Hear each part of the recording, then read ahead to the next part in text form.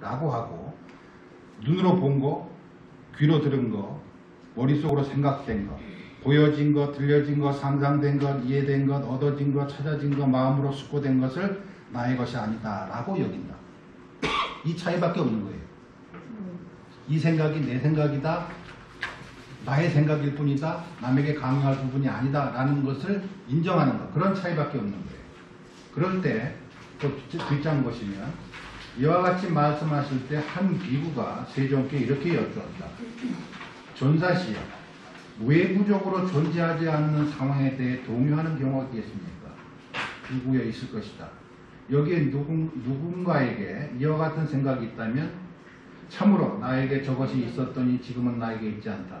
참으로 나에게 있으면 좋았을 것을, 그러나 나는 저것을 얻지 못한다 라고. 그러면 그는 근심하고 비탄해하고 절규하고 가슴을 치고 슬퍼하고 당황해야 한다.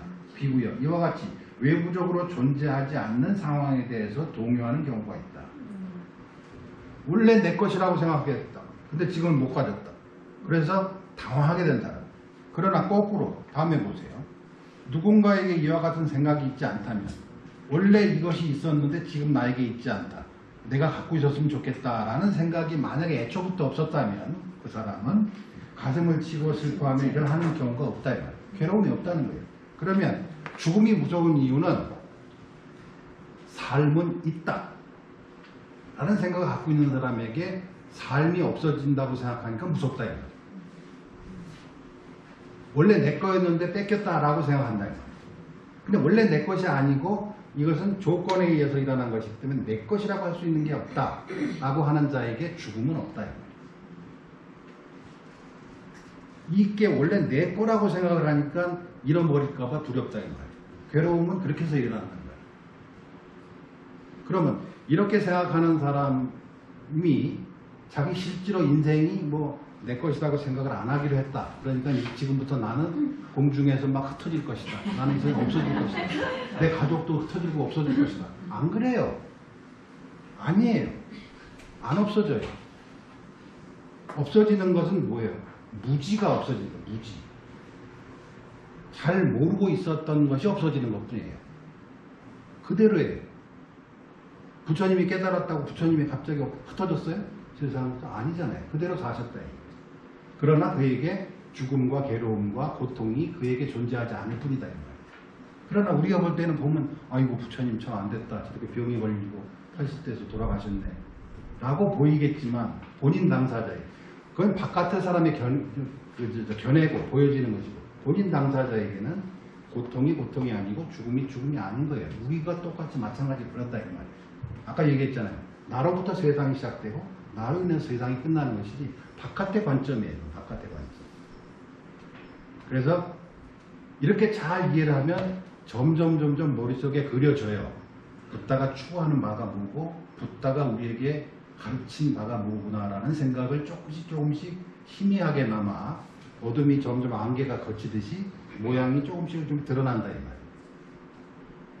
이 강의가 목적으로 하는 바가 그거예요. 그림이 조금씩 선명해지는 거예요. 아, 부처님의 가르침이 이런 거구나.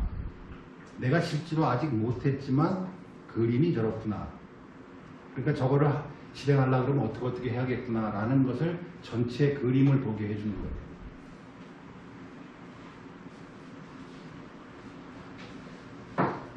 그래서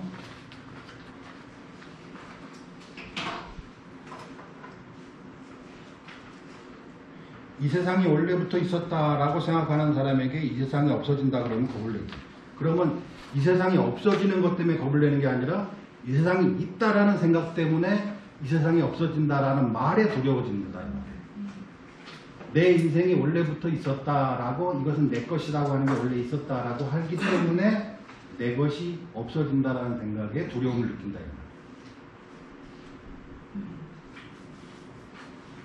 이런 거는 저기하고도 비슷해요. 노자인가? 노자에서 보면 그런 거 있어요. 빈 배, 호주에 무슨 비유가 나오는데, 안개가 막 있을 때 배를 타고 이렇게 젖어 가는데, 누가 어느 배가 쿵 하고 부딪혔단 말이에요. 지가 가는 배가. 그래가지고 어떤 놈이 운전을 똑바로 못하고 요걸 하려고 했더니 빈 배였다 그래요. 빈 배는 요거 안 해요. 아무도 없네. 이러지. 마찬가지예요. 우리도 빈 배라 이 말이에요. 빈 배인데 거기다 욕할 것이 없다 이 말이에요. 자, 그렇게 해서 그 붓다가 설명하는 것이 그와 같이 견해라고 하는 것이, 자 보세요.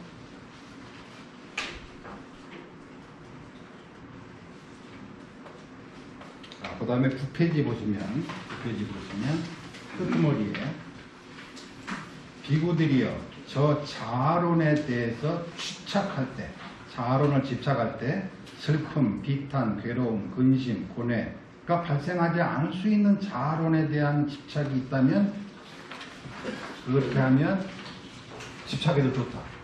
너라고 하는 것이 있다 그러면, 자, 너라고 하는 생각을, 이것은 나다라는 생각을 내가 이렇게 집착했을 때 도움이 되는 그러한 나라는 생각, 나라는 자아론이라는 게 있다 그러면 그거 해라. 그러나 그대들은 저 자아론에 대해서 집착할 때 괴로움, 슬픔, 비탄, 괴로움, 근심, 고뇌들이 발생하지 않을 수 있는 그런 자아가 있다 그러면 집착해라. 없다 이 말. 비구들이요. 나도 또한 저 자아론에 대해 집착할 때 슬픔, 발생하지 않을 수 있는 그런 자아론에 대한 집착을 나는 본 적이 없다. 나라는 생각이, 나에게 도움이 되는 나라는 생각은 이 세상에 존재하지 않는다. 그게 있다면 너 해라. 없다. 이거. 지난번에도 말씀드렸지만 자아라고 하는 것은, 자 보세요. 우리가 말을 사용하면서 나는 말한다. 이렇게 문장이 있다고 생각해요. 나는 말하고 있다. 그러면 내가 먼저 있고 그 다음에 두 번째 1, 내가 있다. 2, 내가 말한다. 그래서 내가 말한다. 이렇게 되잖아요. 근데 사실은 말하고 있는 행위 없이 내가 없어요. 말할 때 내가 그 안에 포함되는 거예요. 그러니까 내가 원래부터 있어서 내가 말하는 게 아니라 말을 하는 행위 속에서 나라는 생각이 떠오르는 거잖아요. 아이가 처음 생겨났단 말이에요. 태어나서 응애응애해서 깐난 아이가 태어나서 막 이제 감각 기능이 막 이제 생겨요. 귀도 들리기 시작하고 이제 볼도 모아지고 뇌가 이제 막 생기고 코도 냄새를 맡기 시작하고, 애초부터 나라고 하는 아이가 태어난 게 아니라 감각 기관이 다 완성되면서 생각이 진행되면서 내 것이라고 하면서 나라는 게 존재해요. 그게 한 3세, 2세, 3세 정도. 나는 만들어지는 것이, 나라는 생각은 만들어지는 것이 태어난 게 아니다 이 말이에요. 그렇죠? 그래서 똑같아요. 내가 간다, 내가 걸어가고 있다 할 때 걸어가는 행위에 의해서 나라는 것이 있고 생각 속에 나라는 것이 있는 거지 내가 생각하는 게 아니라니까. 생각을 하다 보니까 나라는 생각이 떠오르는 거잖아요. 잘 때는, 생각이 없을 때는 내가 없어요. 그렇죠? 아침에 막 낮에 괴롭고 욕먹고 슬펐던 내가 잠들면 슬픔이 없어요. 왜 없어? 상황이 바뀐 게 없는데. 나라는 게 존재하지 않으니까 그 슬픔을 느끼는 주체가 없는 거잖아요. 근데 우리는 나라는 것이 내 것이고, 내 것, 내 생각, 뭐 우리 집, 이렇게 나라는 것을 전제해가지고 움켜쥐려고 하는데, 움켜쥐면서 괴롭지 않을 수 있는 나라는 게 있으면 해라. 없지 않느냐. 거꾸로 잠잤을 때 나라는 게 없을 때 슬픔이 사라지는 거 거꾸로잖아. 내가 있어서 괴롭지 않을 수 있는 그런 내가 있다면 얼마든지 네가 해라. 그럼 없지 않느냐. 그렇게 얘기를 하는 거예요.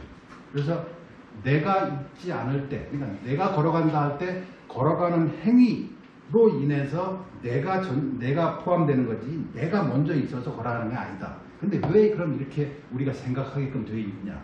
언어 때문에 그래요. 언어를 사용하면서부터 언어는 심볼이거든요. 심볼.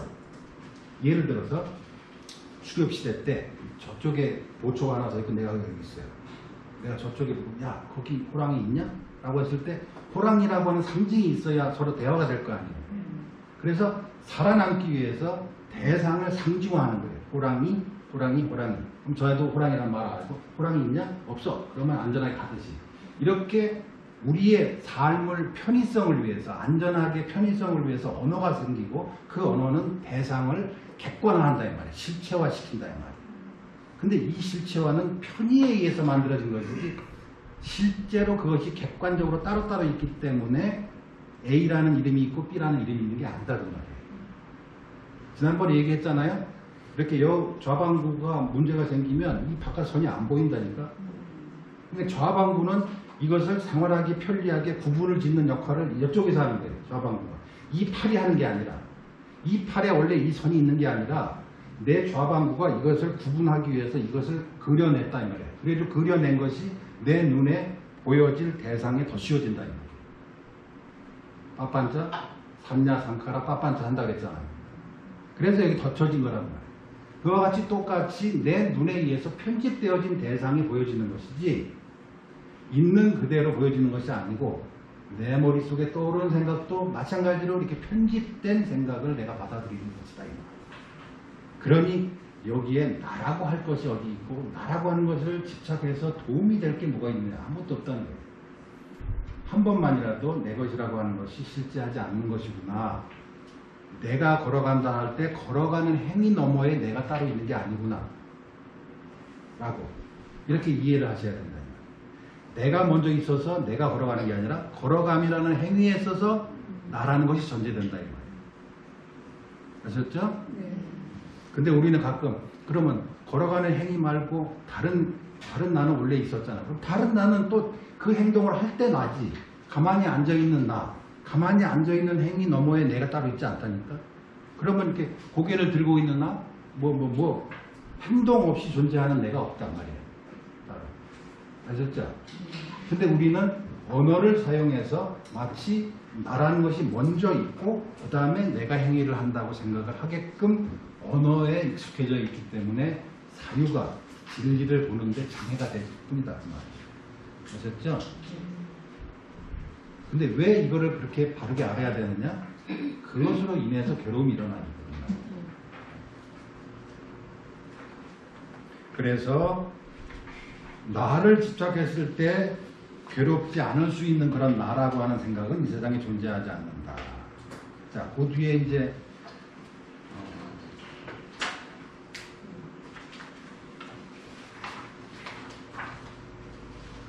그래서 이제 그 뒤에 이제 4장 보시면 이렇게 돼 있어요. 이게 유명한 그 부처님의 하시는 그 본문의 내용이에요. 당시에 이렇게 얘기를 했었어요. 이렇게 제자들 이렇게 모여 있으면 이렇게 사와티니까 그 슈라바티니까 옆에 동네에 가면 이제 산에 야산이 있고 야산에 이제 아이들이나 처자들이 나뭇잎을 막 주워가지고 땔감을 막 모으고 있단 말이에요. 그래가지고 이제 밥을 해먹기 위해서 땔감을 만들고 있는데 이제 거기서 똑같이 이러는 거예요. 저 나무가 오래돼가지고 바깥에 있는 나무가 오래돼서 비바람에 떨어져가지고 썩어가지고 떨어진 나무가 있다 이 말이에요. 그래서 시간이 지나서 나이가 들어서 변화가 돼서 나무가 노새에서 넘어져서 떨어졌다면 그 나무가 괴롭냐? 나무는 안 괴롭지. 아니요, 안 괴로워요. 그러면 너도 늙어가지고 이렇게 팽팽하던 피부가 이렇게 축 늘어지고 얼굴에 검버섯이 생기고 몸이 점점 쭈그러드는 거 하고 이게 괴롭냐 안 괴롭냐? 이건 괴로워요. 그러면 똑같이 조건의 변화에 따라서 하나는 둘 다 똑같이 조건에 의한 변화잖아요. 네. 하나는 안 괴롭고 하나는 괴롭고 차이가 뭐냐? 이건 내 것이고 그건 내 게 아니에요. 그러면 괴로움의 소스가 어디냐? 나라고 하는 전제가 있기 때문에 변화가 괴롭다 이거. 나무는 안 괴로워요. 우리가 소말리아에 있는 애들이 뭐 굶어 죽는다 안 슬퍼요. 왜? 나가 아니라고 생각합니다. 내게 아니라고 생각합니다. 그럼 괴로움을 일으키는 원인은 내 것이라는 전제 때문에 일어난다는 것을 알게 된다. 그냥 변화라고. 시간이 지나서 나무도 오래 자랐으니까 나무도 이제 넘어져가지고 부러졌겠지. 그게 괴롭진 않단 말이야. 조건이 바뀌어서 가을 되니까 나무 이파리가 떨어지는구나. 겨울이니까 죽었구나. 라고 하듯이 왜 너를 보지 못하느냐. 여기에 너 자신의 판단이 있다는 거예요. 그게 바로 4장. 비구들이요. 저것을 어떻게 생각하느냐. 색은 항상한가 아니면 무상한가. 무상합니다. 여기서 색은 내 몸이야. 내 몸이 항상하냐 안 항상하냐. 맨날 바뀌죠. 시간이 지나면 바뀌죠. 그러면 무상한 것은 괴로움인가 행복한 것인가? 괴롭습니다. 그러면 무상하고 괴로움이고 변화하기 마련인 것을 두고 내 것이다. 이것은 나다. 이것은 나의 자아다. 라고 여기는 것이 현명한 일이겠는가? 여기서 현명이라는 말이 나오잖아요. 그게 현명하겠냐? 너를 괴롭게 하는 원인을 알았는데도 그거를 집착하는 게 과연 현명한 짓이냐? 아닙니다. 그 다음에 느낌. 느낌은 항상 하냐? 변화. 느낌이라는 게 늘 똑같은 느낌만 오냐? 아니면 변하느냐? 오늘 기분 좋을 때 느낌과 기분 나쁠 때 느낌이 바뀌느냐? 바뀝니다. 그러면 바뀌는 것은 즐거움이냐 괴로움이냐? 괴로움입니다. 그러면 괴로움이고 무상하고 변화하기 마련인 것을 내 것이다 라고 하는 게 이게 현명한 짓이냐 이 말이에요. 그 다음에 인식, 그 다음에 마음의 현상, 그 다음에 내 생각, 나의 판단, 이 모든 것들이 무상하고 변할 수밖에 없고 조건에 의해서 일어난 것이기 때문에 항상 변할 수밖에 없고 변할 수밖에 없는 것을 두고 네 것이라고 하면 그때부터 괴롭기 시작한 거지. 근데 밖에 있는 나무는 안 괴롭거든. 내가 쳐다봤어. 뭐 당연히 그렇지. 뭐 세월이 지나서 뭐 양분이 떨어지면 이파리도 떨어지는 거고 그러는 거지. 라고 왜 못하느냐 이 말이야. 너도 너를 두고 똑같은 거. 요즘은 뭐 바둑이나 장기 같은 거 시골에서 할아버지들 돈 내기 같은 거 하고 그럴 때 보면 그 옆에서 훈수를 저도 잘 몰라요. 훈수 둘 때는 그 수가 잘 보이거든. 왜 그런가 봐요? 나는 이길 게 없거든. 훈수 두는 사람은 이길 게 없거든. 잘못 뒀다고 내가 무슨 이길 게 없으니까. 근데 그 사람들은 이길 게 많으면 안 보여. 근데 왜 그러냐? 어차피 나도 잃을 게 없고 너도 잃을 게 없는데 왜 그것을 집착하다 보면 눈앞에 그것에 집착하다 보니까 바른 선택을 못한다 이거야. 잃을 거 없어요. 내 것이라고 생각하니까 잃었다 이 말이에요. 그러면 내 것이라고 하지 않는다고 해서 실제적으로 구체적으로 내 주머니에 돈이 저절로 없어지나? 그렇지 않아요. 내가 갑자기 10년이 갑자기 늙어지나? 안 그래요. 생각의 생각, 내 생각, 내 것이다라는 생각이 나를 괴롭히는 것이라고 한다면 그 생각을 하지 않는 것이 현명하지 않겠느냐라고 붓다가 제자들을 물어놓고 한 번 한 번씩 물어보는 거예요. 색이 이렇지 않느냐, 수가 이렇지 않느냐, 네 생각이 이렇지 않느냐. 변화하는 것인데 그걸 네 거라고 하면 그게 바보냐 뭐냐 하지 마라 라고 하나하나 일깨우면서 가르치는 거예요. 여러분도 똑같은 스스로에게 괴로운 일이 있다, 마음에 부담스럽고 두려운 일이 생길 때 하나하나 자, 이 두려움은 어디서 일어나는 거냐, 이러이러한 전제 때문에 분명히 이러이러한 것이 잃기 싫어서 이게 두렵구나. 내가 누가 나를 무시하는 듯한 말에 화가 났다면 나는 무시당하지 않을 내가 이 세상에 마치 있는 것처럼 아무도 그런 거 없어요. 누가 보장해 주는 거 없어요. 만약에 우리가 흔히 얘기할 때 자기끼리 얘기할 때 우리끼리 그러잖아요. 최소한 이 정도는 최저순으로 인간이라면 이 정도는 보장받아야 된다. 그런 거 없어요. 그런 거 있다면 아프리카 애들이 저렇게 살면 안 되잖아. 똑같이 인간인데. 인간이라면 누려야 될 당연한 권리 같은 게 있는 듯이 얘기하지만 없어요. 모든 사람이 공평하게 인간으로 태어났으면 반드시 갖춰야 될 타고난 태생적인 어떤 권한 같은 게 있느냐? 없어요. 없는 거예요. 그냥 내가 당연하다고 여기는 것일 뿐이다. 그 당연하다고 여기는 것에 의해서 괴로움을 느끼고 있다면 그것은 내 것이 아니라고 해서 버리는 게 맞죠. 이렇게 얘기하는 거예요. 부처님이 우리를 당시의 비구들한테도 그렇고 우리에게도 얘기하는 것은 어떻게 하면 싸우지 않는, 그러니까 욕구하지 않고 싸우지 아니하고 편안하게 내 삶을 완성시킬 수 있느냐 하는 방법에 있어서 하나하나 잘못된 사례를 과학적으로 밝혀주고 동의를 얻는 거예요. 생각해봐라. 맞지? 맞지? 나와라. 그래서 요즘 드는 생각은 불교는 진짜 과학이다라는 생각이 들어요. 우리가 심리가 어떻게 일어나는 건가를 통해서 나를 납득시켜서 나로 하여금 선택하게 만드는, 이게 또 어떻게 보면 이게 민주예요. 민주교육이기도 하죠. 내 스스로 내가 주인으로서 하는 거, 내 인생에 대해서. 과학적이고 민주적이고 이런 가르침이 없다는 것. 물론 세상에 전달되어져서 알려진 이미지화된 불교는 꼭 그렇지 않더라도 제가 알고 있는 불교는 아주 과학적이고 아주 민주적인 그런 가르침이고, 그리고 멀리 내다본, 마치 우리가 지금도 이렇게 고민하고 있는 것을 어떻게 이렇게 요소요소마다 알고 법문을 남겨주셨는지 할 정도, 감탄할 정도로 이런 것들이 많아요. 여러분들이 조금씩 공부를 해가면서 그림이 눈앞에서 조금씩 안개가 걷히듯이 해야 될 일이 무엇이구나, 두려워할 것이 없구나 조금씩 알아져서 여러분들 금생 내에 여러분 속에서 이 세상이 사라지기 전에 여러분이 여러분의 세상을 완벽하게 납득할 수 있는 시간이 여러분들이 갖게 되기를 바랍니다. 그래서 오늘은 알라가토파마 뒷부분을 설명을 했고, 나중에 다시 이제 뒷부분 12페이지 뒤에 넘어가는 부분을 다음 주에 하도록 하겠습니다. 혹시 질문 있으신 분?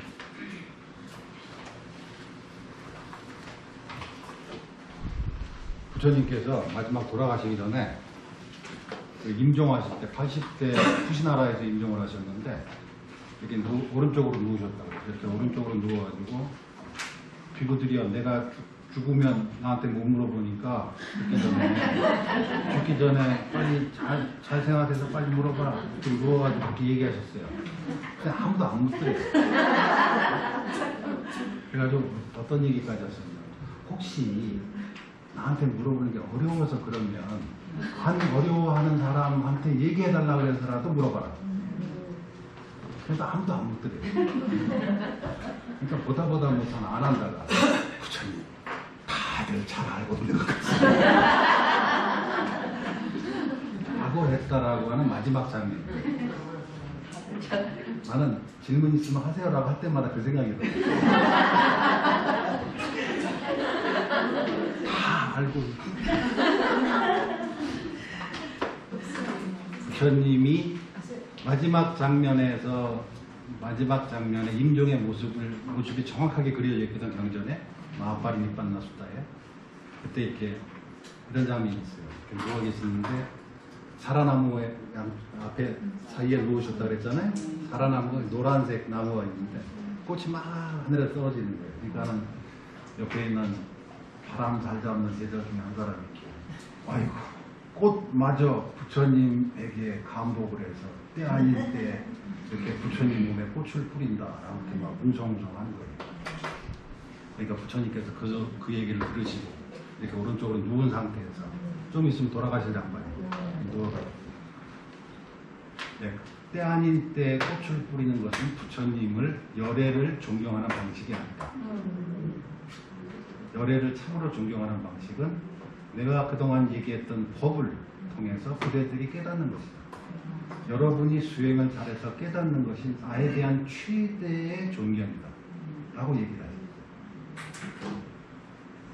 멋있잖아요?